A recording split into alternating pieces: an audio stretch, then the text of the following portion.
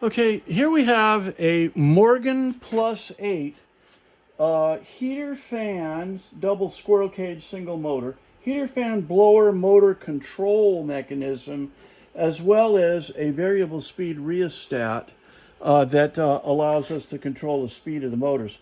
Now, we've gone into this circuit board, checked the relay, checked both capacitors. As a matter of fact, one of these capacitors said it was leaking, and leaking capacitors is common, the most failure-prone thing to go out on boards. But we took it off and rechecked it.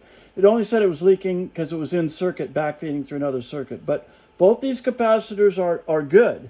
All the resistors are good. The relay is good. And underneath this, and attached to this die-cast metal heat sink, is a three-legged diode or MOSFET transistor relay, a high amperage load carrying relay that goes to 1, 2, 3, these terminals on this side, and eventually refeed the relay.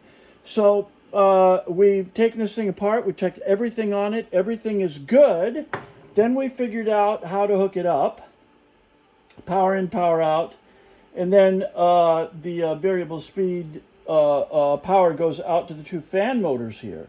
So incoming power out to the fan motors, and then the variable speed rheostat. So let's see here. I think you can see, if I get my arms out of the way, that we've got the blowers hooked up, and I'm going to turn it on. It makes a click, and now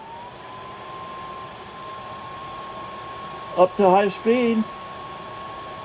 These babies are working fine. All the way down and then off. So after checking everything, all we can say is it works.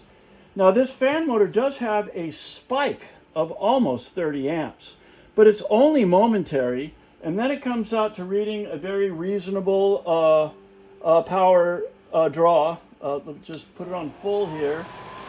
Right now here on our amp meter, we're reading about 9 amps under its highest speed. So that's normal. Everything is good. Thanks for watching.